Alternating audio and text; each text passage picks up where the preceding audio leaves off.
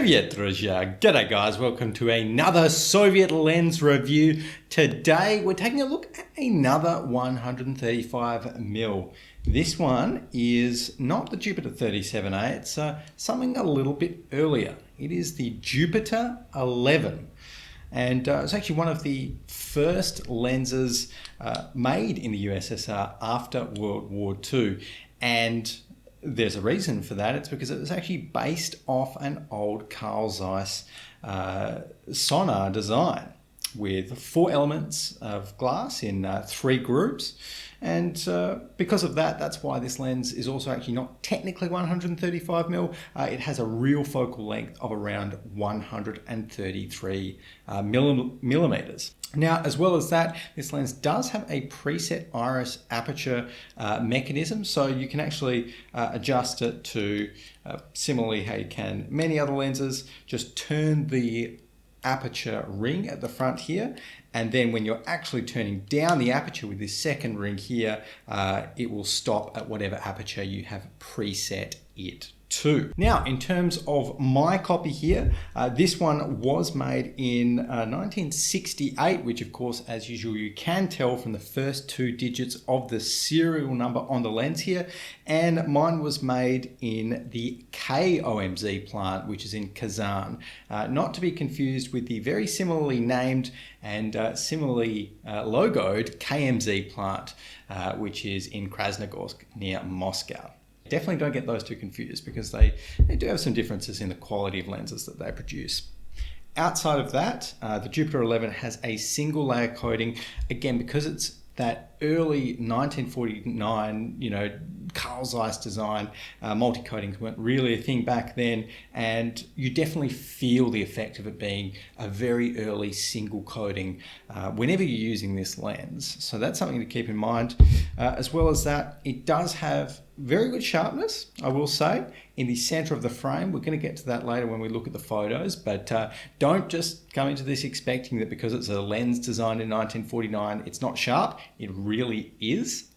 They did produce a few variants of the Jupiter 11 because it was in production for a very long time. The very first variants of the Jupiter 11 that were produced in the Soviet Union were actually produced using repatriated, let's say, German glass, a bit of World War II booty that they took home on the trains for them, from them. So outside of that, this lens does suffer a little bit in the light department because it is f4, and not only is it a fairly dark f4, but it actually has a very low light transmittance value. So the Soviets pinged that value at 0.78, but in effect, that just means that compared to, say, a more modern Soviet lens like the Mir 24, which might have had a light transmittance coefficient of 0.9, you kind of get the picture that 0.78, it's not that flash, and in effect, its t-stop, the amount of actual light it lets in, will be lower than T4. Now the Jupiter 11, it has 12 aperture blades, a bit of a signature feature of many Jupiters, which creates perfectly circular bokeh right from f4 through to f22. So outside of that, I think we've gone through all of the tech specs of the Jupiter 11 there, and really it is time to talk about the actual lens itself, how it feels.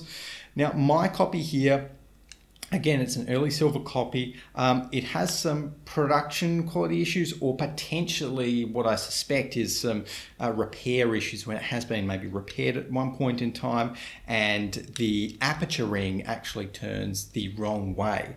So bit of an issue there, but look, at the end of the day, they've put it back together correctly. It's still very sharp, so I think it's just, maybe some markings the wrong way or something like that. I'm not too sure, but I don't actually think it came out of the factory with the aperture going in reverse.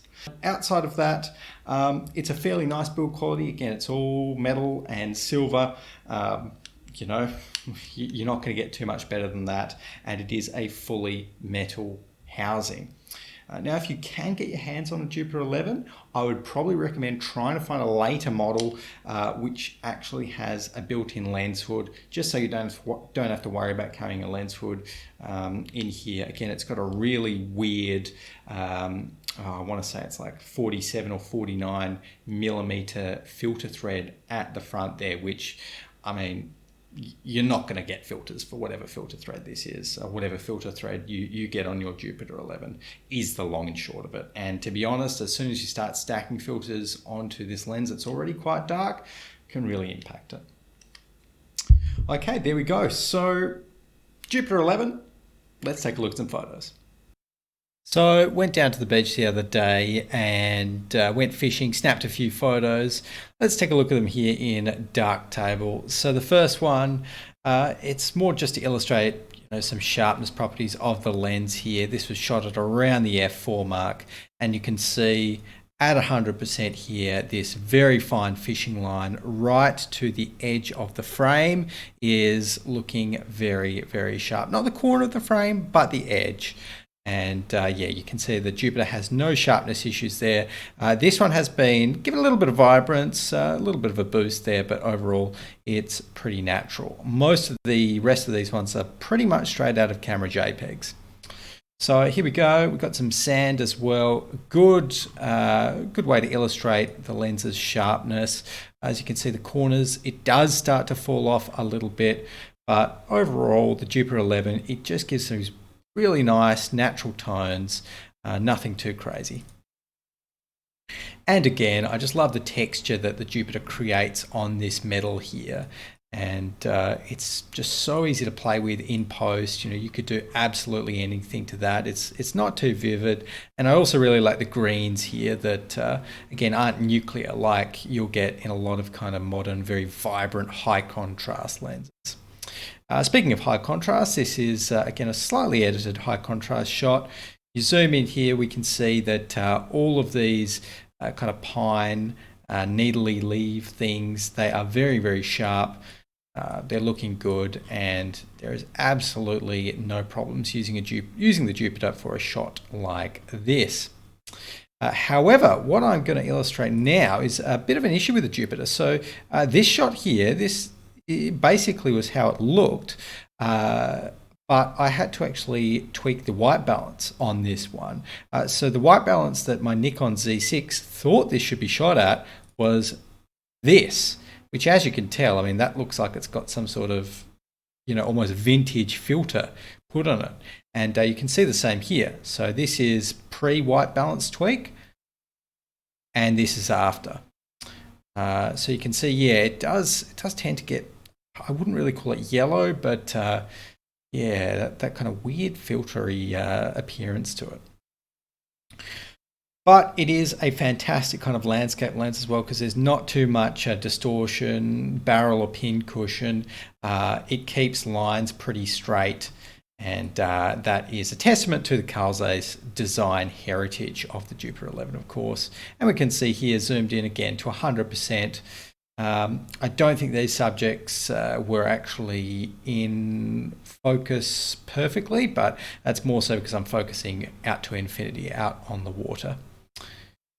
And of course, a few little fun shots here as well. We've got some lime in a drink, nice and sharp, nice and bright. So just to show that the Jupiter can be pretty bright when it wants to be. Although here's an example of where I caught some backlight, and you can just see this area of the face here does get a little bit washed out. So in terms of video, the Jupiter 11 really does come into its own. When you're shooting with a flat profile, it's so gradable, really nice natural colors that come out of a lot of these kind of older Soviet lenses, and it just means that you've got a lot of flexibility in post. You can add some contrast, you can add a bit of vibrance, a bit of saturation to your footage, and it's gonna look really, really good. You can shoot in 4K, it'll resolve 4K really well, the Jupiter 11.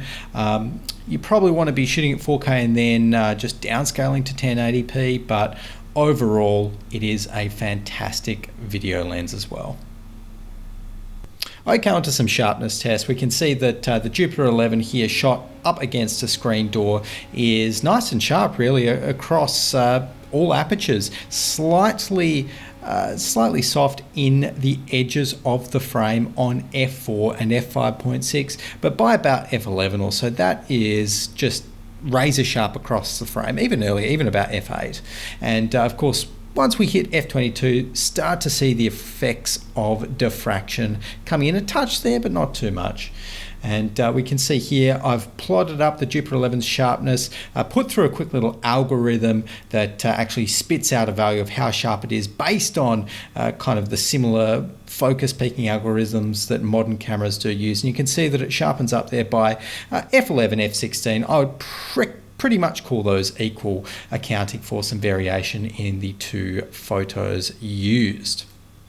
So there we go, guys, the Jupiter 11, a really fun lens that came at a really interesting time in Soviet lens manufacturing history, really, right after the war, using that Carl Zeiss design to sort of springboard them into modern lens designs. And look, what came out is a lens that was manufactured that still works perfectly in 2021. So would highly recommend anyone picking one up. If you're looking for a 135mm with a lot of character, you're not going to purchase the Jupiter 11 if you want a fully sterile, clear, sharp image, corner to corner, at all apertures, that works in any light conditions. You probably want to upgrade to something like the Jupiter 37 if you want something that's a little bit more modern feeling than this one. But look, I love my Jupiter 11. It's really fun to put on the end of a mirrorless camera. It just looks absolutely wild on the Nikon Z6. But there you go. Thank you very much for watching, guys. Remember, like, comment, and most importantly, subscribe so I can keep the videos coming here on Soviet Lens Reviews. But until next time, thanks for watching, and I'll see you then.